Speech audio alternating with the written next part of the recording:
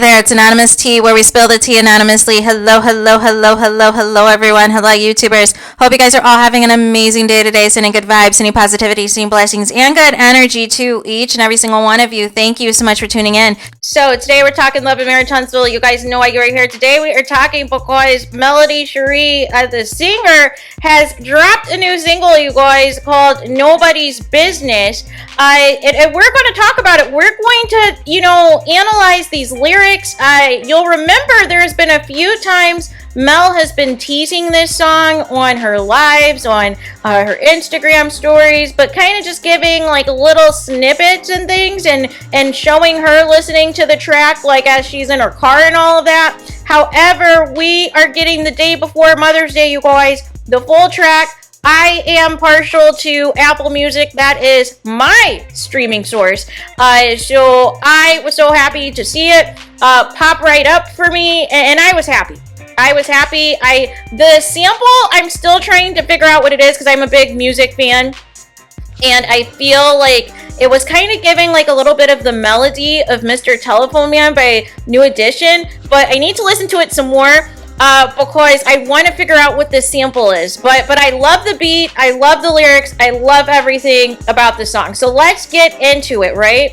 And obviously, it's about you-know-who. It's about her ex, Martell, and all of the tomfoolery that he continues to pull, even though it has been years now since they have been together. So she says, you gotta pay what you owe, babe, reap what you sow, babe, on the blogs doing that lame blip, fake blip, never gonna be near me again bleep. So nonetheless, basically talking about, hey, karma's coming because you're doing the most. You're going on all these platforms, including Tasha K, throwing dirt on my name for zero reason, being phony and all the things, right? And you're never going to be near Mel again, right? You are never going to have that opportunity. Pretty much the Revenge P sealed that deal, right? And so then it also goes on to say, and it ain't hit ya till it hit ya. Same room, watch me crop you out the picture, attitude. I mean, and that's how it is, right? Those of you who have had, nasty breakups, nasty divorces, and you are going through the archives, you're throwing out, the spring cleaning and all the things, and the old wedding photo pops up, or the old couples photos pop up, and you're like, let me throw this in the fireplace, right? Or let me just cut you out the photo, and all the things, right? Or they might just throw away the pictures altogether. Nonetheless, Mel then further says, just because I ain't bleeping with you, right? Shout out to Big Sean. So there's that. And then she says, you got that melody still playing in your system. Now, I like this double entendre, right? Because I've been like heavy into Kendrick Lamar's They Not Like Us, because there's like a lot more things now that I keep listening to it that I'm like, oh, that's a double entendre. I wonder if people caught that. So I like this. Because you got that melody still playing in your system. It is double meaning because obviously Melody Cherie Rogers the person, is still on Martell's brain, is still an obsession of his, but literally the melody, the theme of their whole relationship and their union together and their marriage and their family and their kids and everything, he is still obsessed with them as a family union, a family unit, and it has been, 4 years now, I believe, since the divorce, since Mel left for good and all the things, and he is still treating Mel as if they are still a married couple of 4 kids and trying to control what Mel can and cannot do, which was why the Revenge P was part of a bargaining chip, right?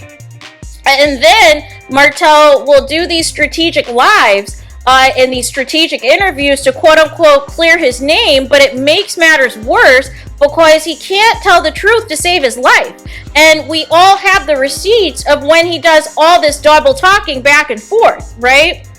And so after this, it goes on to say, after you got that melody still playing in your system, hate to say it, but that bleep is in your DNA. So obviously that is a, dig at the side chick, of course.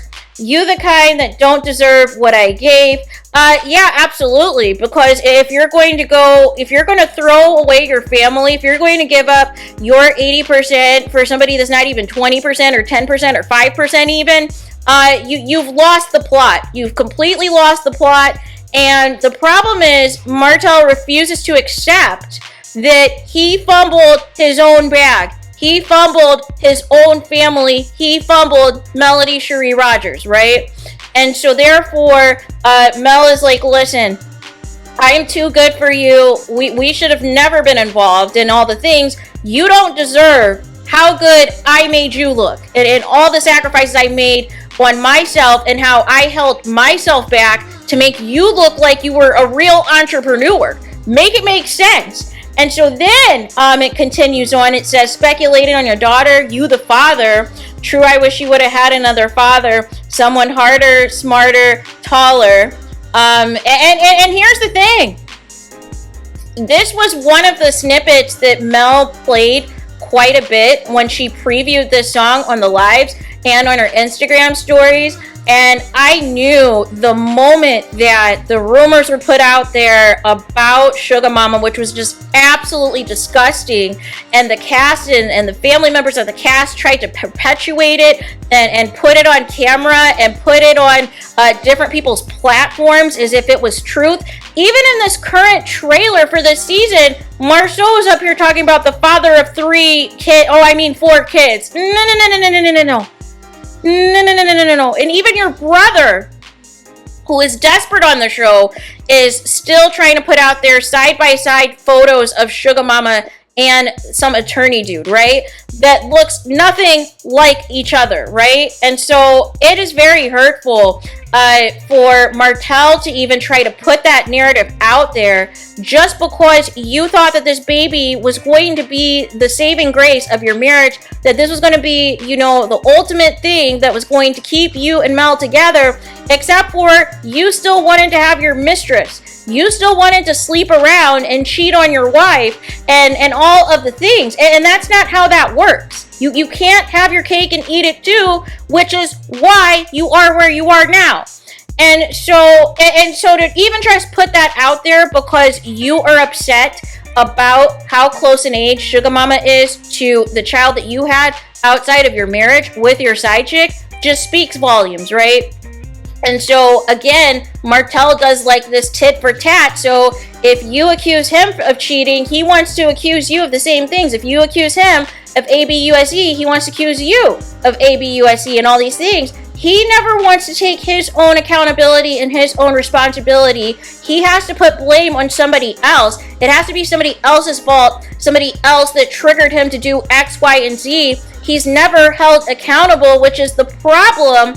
Why things are so dangerous and crazy and chaotic right now, because nobody ever checks him.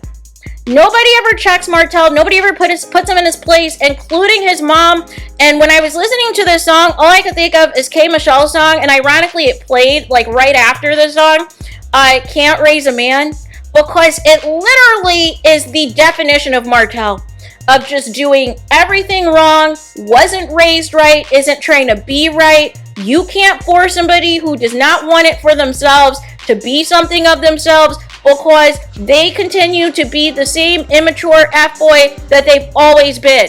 And this is no different, right? That was all that I was thinking the whole time I was listening to the song. I was like, it's giving Can't Raise a Man.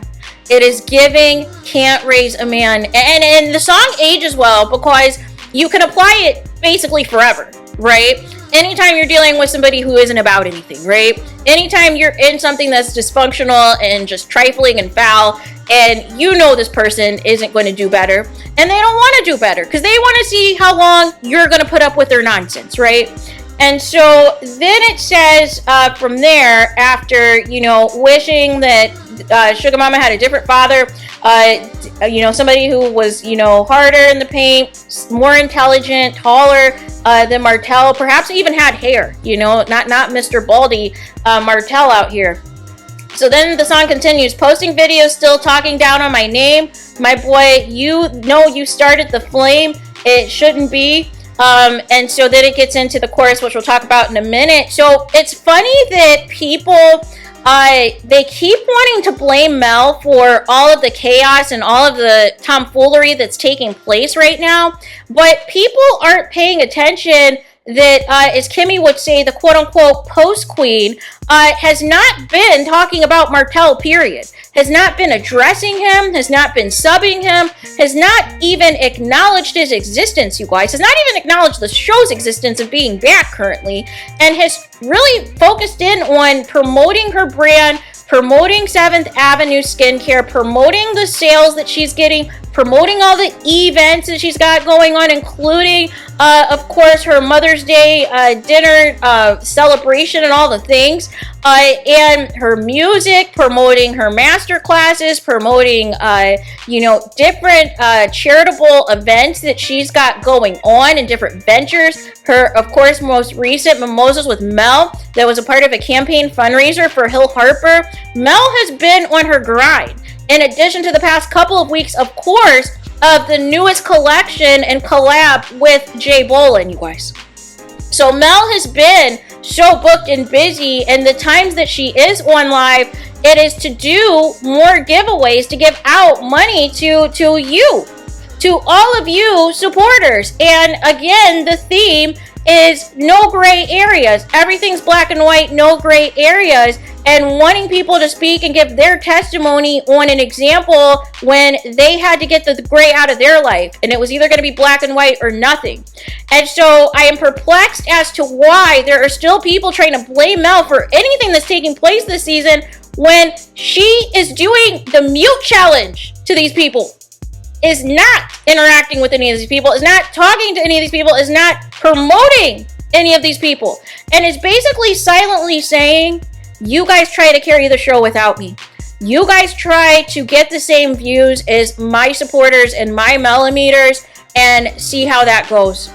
I'm going to do my own silent blackout because I publicly can't say blackout, but basically it's a blackout because I'm promoting every single thing I've got going on but this show. So nonetheless, let's get into the chorus. It's nobody's business. It shouldn't be nobody's business. Yeah, I hope you know that karma gonna come around with a quickness. And you should know a real bleep don't cry when they know what they did. And here it is, right? It's this new, sensitive, messy man narrative that's taking place, where these men are like trying to get in their feelings. They're trying to be like all emotional and stuff when they're the ones that caused all of this.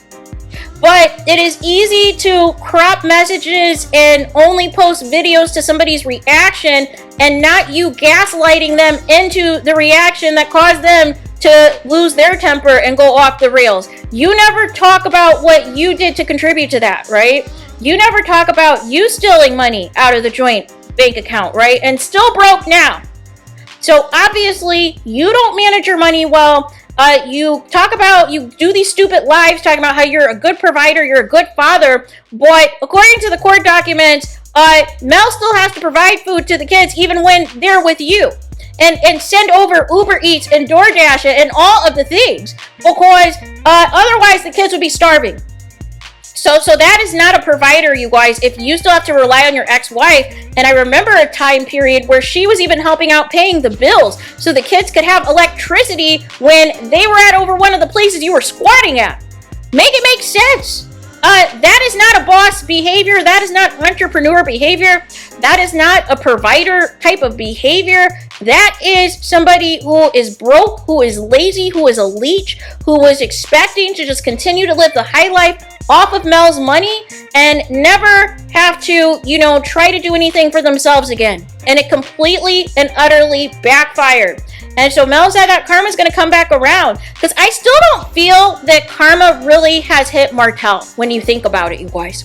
Because you would think after everything that's happened, that whether this was somebody you considered a friend, relative, whatever, that somebody would be in his ear and say, Martell, this isn't it.